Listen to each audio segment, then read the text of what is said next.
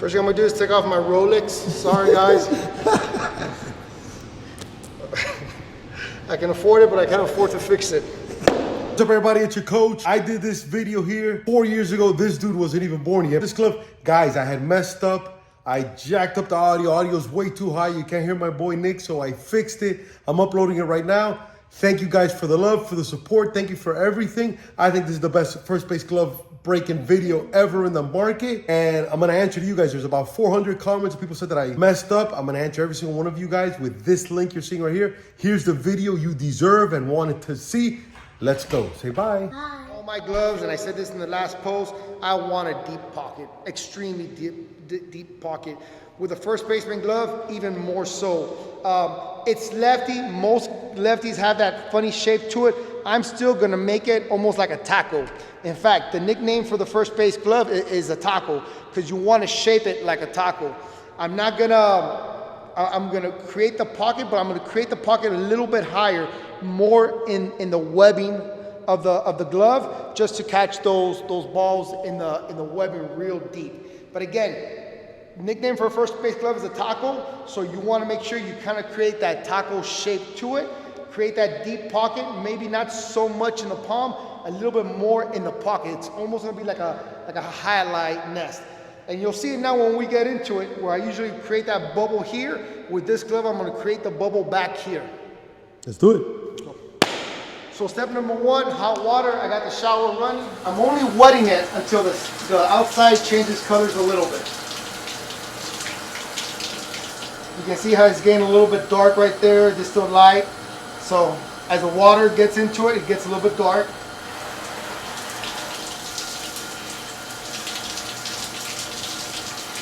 I don't have to do this if I just want to break in the glove, but I'm not just trying to break in the glove. I'm trying to remold the glove from factory.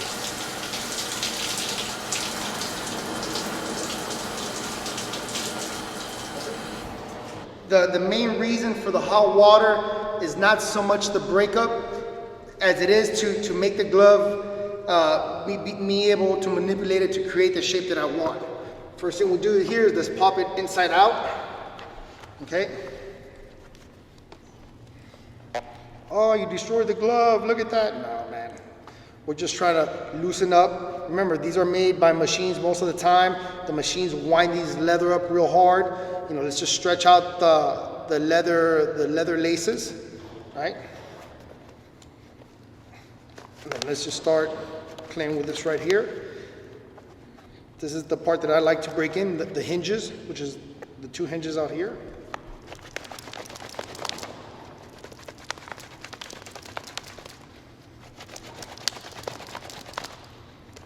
Okay. Pop it back over, going back to the hinges. Especially for kids, you know, the hardest part about the glove is closing the glove. And it's really hard if this is tight. So this is the part that I really want to become, you know, soft and flexible.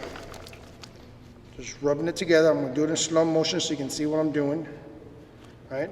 Just doing it all over. I'm doing it slow right there just so you can see. Okay? And then I just do it a little bit faster and put more tension on it.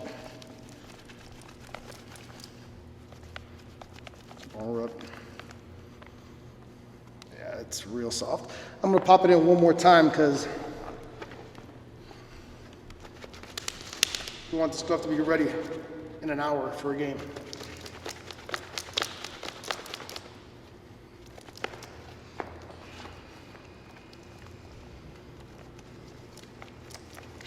Okay, this is already 10 times softer. Now comes the big part for me, which is creating the pocket. The first thing I'm gonna do is put on the glove, smack it a little bit. As I smack it, I'm kind of creating that shape right there that I want, the taco. So this is already good right there. I can put it to dry, but that's not a big enough pocket. Right now you see the webbing, how it's flat back here. When I'm done now with a mallet, you're gonna see a bubble back here.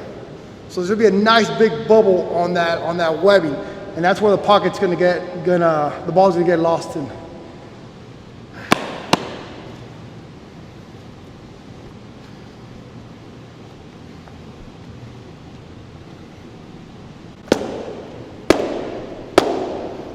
First thing I'm gonna do is take off my Rolex. Sorry, guys. I can afford it, but I can't afford to fix it.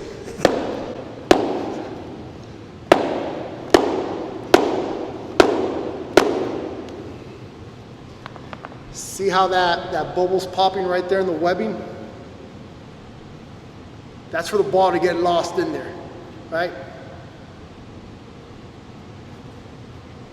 I want to keep on that tackle shape right there.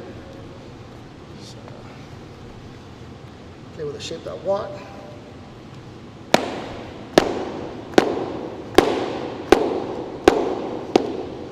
Nick, let's talk to mallet real quick. A lot of people had questions about mallet. I see you did a little customized edition of yours there. I did a customized one because these mallets that you find in any sporting goods store, they're great. They're perfect. But since I beat them into the concrete, they split on me a lot, right? So instead of keep on breaking these, I had a buddy of mine just create a metal rod with a ball on it. You know, this is unnecessary. This does a better job properly, and it's easier because it's a lot lighter, but this looks so much cooler, you know, so it's the cool factor. All right. So we have the deep pocket, right? We have the deep pocket. But, you know, I'm like, there's something here I don't like. Let me beat that a little bit. I'm like, yeah, man, that looks almost picture perfect for first base glove. Like, it looks like you can catch a basketball in there, right?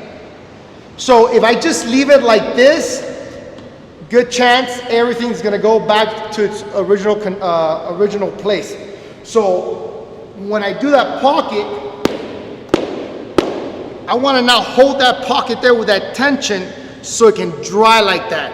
If it dries like that, it's gonna stay like that, right? So that's why I pinch it in the windshield of the car. Because once I pinch it in the windshield of the car, it's gonna hold that mold right there until the glove's dry. Nick, one more time, so say that again. So you're putting this part in the middle of the webbing. On the first base glove, you know, I'm creating that big bubble, right? But that bubble, if I take the mallet out and just leave the glove there, the glove starts drying back to normal, right? So I pinch it into the windshield like that so it can dry with that shape. Once it dries in that shape, it's gonna keep that shape. So if I'm up north and I don't have the windshield, I'll get a sock, an ace bandage, whatever, and I'll just wrap it around the glove to hold that. Maybe put it underneath my mattress, pinched, underneath a sofa, anywhere pinched, so it can dry like that. Now, when the glove dries, it's not 100% ready. In fact, you might still find it a little bit stiff. You're like, man, it's still hard. Grab it, expand it a little bit, because the leather's gonna be a little bit hard because of the water. Expand it, throw it in your hand, slap on your leg a little bit, and now you just start playing with the mallet. So it's already a lot better, and we haven't even done the process. My only problem is that if I just leave it like this, it's gonna go back to its original shape. And now it's a little bit heavy because it's holding a little bit of water, so you need it to air dry. But theoretically, I can play a game already with this if I wanted to.